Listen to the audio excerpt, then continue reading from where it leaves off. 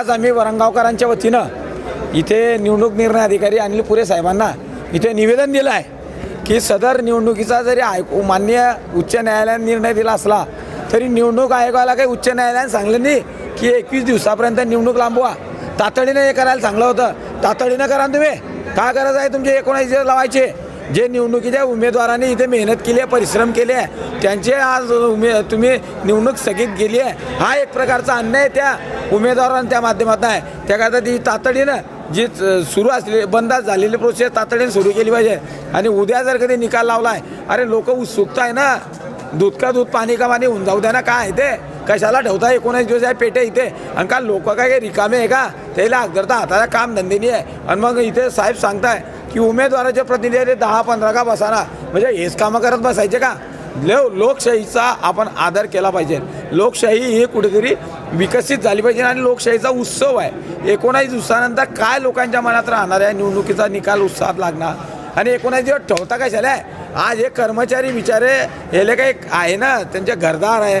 त्यानंतर पोलीस प्रशासनाला कायदा व्यवस्था सांभाळायची आहे. काय नुसत्या पेटा ठेवायसाठी इथे त्या माध्यमातून ठेवताय तुम्ही? हे निवडणूक आयोगानं आताच्या आता तातडीनं हा विषय लक्षात घेतला पाहिजे. अन्यथा परिस्थिती हाताबाहेरची जाऊ शकते. जनताही रस्त्यावर येऊ शकते. त्याकरता कोणाला काय म्हणायचं आहे ते मला काही म्हणणं नाही आहे. परंतु माझ्या वरंगाव नगरपालिकेची निवडणूक झालेली आहे. त्या निवडणुकीचे निकाल उद्याच्या दिवशी जाहीर होणार होता. परंतु आज जर तुम्ही लांबणीवर टाकला आहे तो अन्याय आमच्या वरंगावकरांवर करू नका. अन्यथा जनता ही रस्त्यावर जर कधी उतरली तर निवडणूक आयोगावर हा एक प्रकारचा मोठा संशय त्या माध्यमातून निर्माण होऊ शकतो. निवडणूक आयोगाने थोडी सांगितलं की हे निवडणूक जे झाली आहे तिचा मतमोजणीचा निकाल तुम्ही एवढ्या दिवस लांबत ठेवा. भिजत गोंगळं घालू नका. काही करायचं म्हणून करू नका. हे जे आहे ते तातडीने त्या माध्यमातून झालं पाहिजे. नाही तर आम्ही रस्त्यावर उतरल्याशिवाय त्या माध्यमातून राहणार नाही. हा इशारा निवडणूक आयोगाला मी या आता अनिल पुरे साहेबांना दिला आहे. त्यांनी तातडीने निर्णय घ्यावा. नाहीतर हा लोकशाहीचं जे थट्टा चालू आहे काहीच गरज नाही हो 19 दिवस ठेवायची. काका कार्यकर्ते आता बिचारे धावधाव दाबले आणि आता अजून या पेट्यावर थांबतील का हे? आणि ज्याला काही करायचं आहे तो करून टाकतो.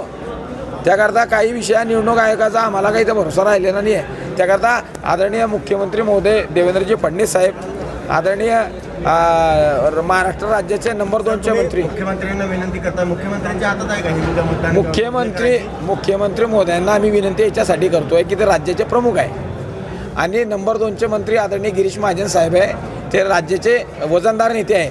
त्याकरता आम्ही या दोन्हींना विनंती करतो की या जनतेच्या भावनेची दखल आपण घ्या आणि त्यानुसार आपण निवडणूक आयोगाला तिथे सूचना करा. आदेश करा मी म्हणणार नाही, सूचना करा. कारण की जनतेचं मत हे विचारात मुख्यमंत्री महोदयांनी घेतलं पाहिजे. अशा प्रकारची विनंती मी करतो. एकनाथ शिंदे साहेब असतील डेप्टी CM, अजून डेप्टी CM अजित पवार दादा असतील, यांनी याविषयी लक्ष घातलं पाहिजे. त्याकरता कार्यकर्त्याला काही जास्त दिवस राबू नका बुवा. आता काय झालं एवढ्या दिवस आम्ही राबतोय आणि आता अजून म्हणता तुम्ही 20 दिवस जपा, म्हणजे घरदारच्या सोडूनसाठी जपायचं का? अरे काय यार या विषयाची कशाला त्या कर्मचाऱ्याला त्याच्या बायको बोलायचं जाऊ द्या ना. कशाला तुम्ही इथे त्यांना ताटकाळात ठेवताय आणि लोकांनाही कशाला ताटकाळात ठेवताय? बरोबर आहे की नाही? त्याकरता मी प्रशासनाला विनंती करतो की आता जास्त थट्टा करू नका निवडणूक आयोगाला.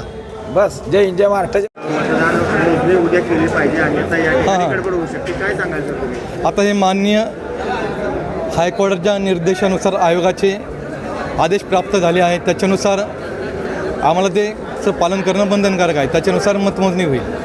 लोकांचं जे म्हणणं आहे दुसरं इथं कॅमेरे बसवा, कॅमेरे आम्ही बसवतच आहे, परंतु आयोगाच्या सूचनांनुसार स्ट्रॉंग रूमचा दरवाजा दिसेल अशा पद्धतीने उमेदवार किंवा त्यांच्या प्रतिनिधींची बसायची आम्ही इथं समोरची व्यवस्था करीत आहोत. आपण बघू शकता स्ट्रॉंग रूमचा दरवाजा एकदम फ्रंट गेट आहे ते पूर्ण मोकळं आहे. एका वेळेला इथं 25-30 लोकंसुद्धा आरामात बसू शकतात. त्याच्यामुळे उमेदवार आणि त्यांच्या प्रतिनिधींनी इथं दिवस रात्र बसण्यास आमची काही हरकत नाही. उलट आम्ही आग्रह करतो की त्यांनी स्वतः इथं बसावं आणि पहारा द्यावा. सर आता कॅमेरा बंद दिसत आहेत की TV-मध्ये तुमचं काही दिसत नाही? अजून तो कॅमेरा एक लावलेला आहे, आपण तो सुरू आहे त्याच्यात. आता जे 2 कॅमेरे होते ते चौकटी 4 दिसतात त्याच्या बाय डिफॉल्ट. आणि त्याच्यामध्ये काय दिसत नाही? मग एक कॅमेरा आहे सुरू, तो दिसतोय ना. बाकीचे बाय डिफॉल्ट दुसरे कॅमेरे आम्ही तिथे लावायचा प्रयत्न करतो, ते पण त्याच्यात दिसतील. काहीच अडचण नाही. तुमचं नाव आणि पद? अनिल पुरे, निवडणूक निर्णय अधिकारी.